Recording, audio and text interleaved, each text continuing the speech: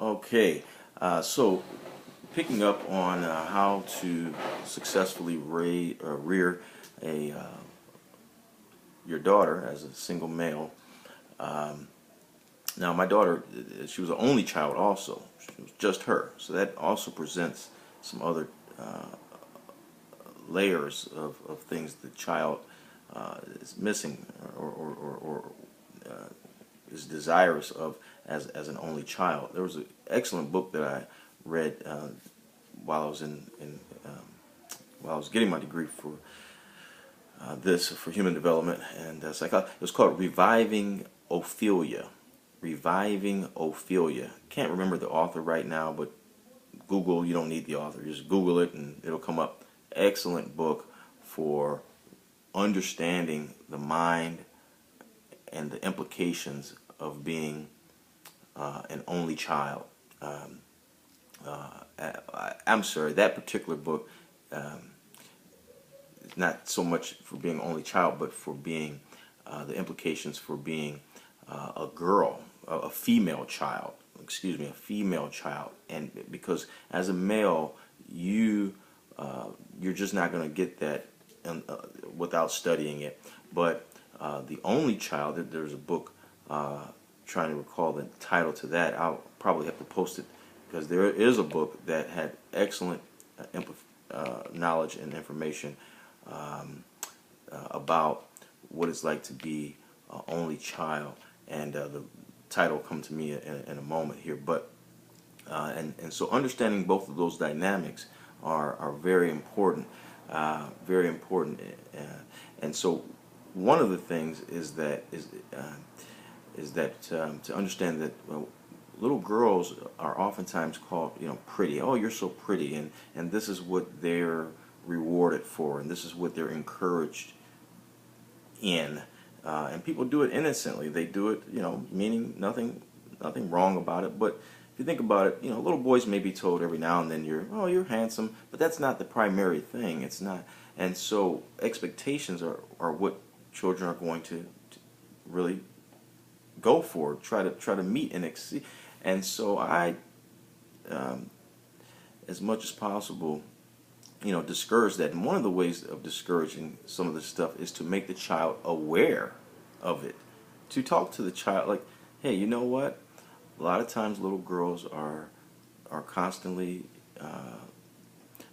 people constantly talk about their looks and that they're pretty, and that's nice, and you are pretty, but I want you to know that a lot of times boys are talked about in terms of that they're smart and that and how good they're doing in especially math and science. These are two areas that little girls are traditionally not encouraged or even expected to do well in school.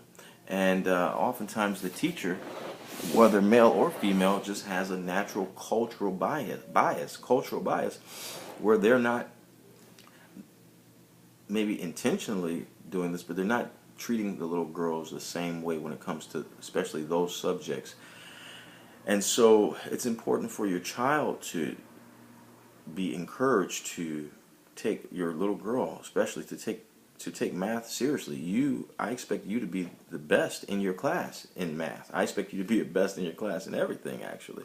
That's another thing I used to do was always ask her, who's the smartest person in your class? And the correct answer was, I am, Daddy. I am. And that's the expectation that I set for her. Because otherwise, cultural norms will take precedence. She will assume oftentimes that, well, the boys, because the teacher's giving the boy most of the attention when it comes to, let's say, math, and calling on him more, or he just seems to be, or whatever, and these things will just start to naturally happen. People will just naturally get into line unless you tell the little girl, give her tools to get out of line and to get to the front of the line. So very important that you encourage your little girls in the math and science because the educational system, one of the courses I took was educational psychology, and the educational system, does I guess you could say the best, I think has the best intentions, but the facts show, the statistics show that because we know that little girls are just as capable in math and sciences, but we know that there are not very many, relatively speaking, female engineers and astrophysicists and things of this nature. So something's going on. And what's going on is that the culture is pushing little boys and encouraging little boys in those areas, and encouraging little girls to be pretty. And there are some things out there that being pretty, model, maybe actress, I don't know, but most of the things that your little girl's going to need as she gets older and becomes into her own profession or whatnot, or business, isn't going to be about being pretty. And in fact, this is another way of protecting your little girl from being preyed upon by boys, because I let her know now, you are pretty, but I'm going to tell her I'm the primary source of that information, and so when she first hears it, from some little boy, it's nothing. I told her response is, I know. Somebody tells you, I'm pretty, brother, to me as well. I tell her, oh, you're pretty, or really whatever it is, whatever, a lot of times whatever the compliment is, her response is usually, I know. And it sounds, maybe you could say arrogant, or it makes people, who does she think? But that's okay. That's okay, because I want to ensure that she knows within who she is, and is not dependent upon, thank you, not just I know, but no, thank you, I know, thank you, Be polite, but in other words, I'm not dependent upon your perception of me. That's not where I'm getting my self-esteem. And so I worked at a company that I mentioned in another video where I was working with in a church division, 5 different states, going to all kinds of churches, various denominations. But usually most of the people that I dealt with, most of the church members were senior and more mature women in terms of age. But what was consistent across the board was, I could count on one hand how many of them actually felt good about how they looked when they saw their picture being shown, the pictures that the professional photographer took. Almost all of them had extremely low self-esteem. I didn't realize that this was such a pervasive thing across the board, with almost every woman is virtually hating her own image, hating herself, hating how she looks, very insecure about how she looks, almost no matter how good she looks. And the thing is that, so it has an inverse reaction. We think that by raising or rearing little girls to, they're hearing they're pretty all the time. Oh, that should bear out the exact opposite results, right? Most women should walk around feeling very confident about how they look, shouldn't they? But no, it's the exact opposite, because we're engendering an attachment to their body and to their face, and then now it's competitive, and we're making them incredibly insecure. So we're not doing them any favors by putting so much attention on looks. This is why men can be overweight and just slobs and still walk around feeling really good about themselves.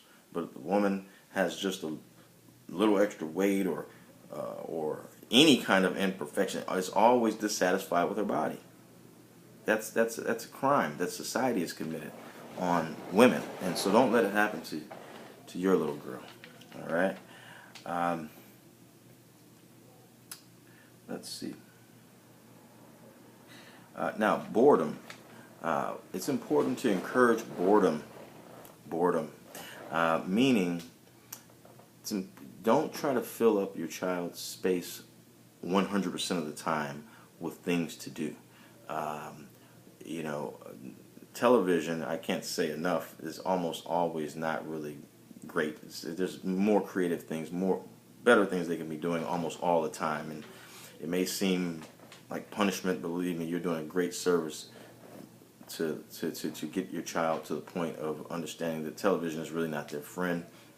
And unless you're going to sit there and watch television with them 100% of the time, or you're going to really take control of the programming that they're watching, and I would say even then, you know, I've seen stuff out there that shows that even in certain cartoons where they're starting off with some perverse images, drawing pervert, and then making a cartoon character around that. So on the subconscious level, so pretty perverse things are being embedded in our children's minds. But beyond all that, it's just a matter of there's a ton of more of creative things. Encourage dancing, encourage them to write, encourage singing, encourage play. But at the same time, it's okay if they're just don't have anything, because that encourages creativity. Now they have to come up with something to do. So don't get me wrong, I'm all about, you know, having your child participate in certain activities that they want to participate in, and swimming and having fun and doing things like that. But at the same time, I want you to understand the value of them not having anything to do per se, because now they have an opportunity to be imaginative. You really want to encourage them using their imagination as much as possible, talking to their dolls and playing, making things, you know, making up games and using their imagination. You know, as Albert Einstein is credited with saying, the imagination is more powerful than knowledge.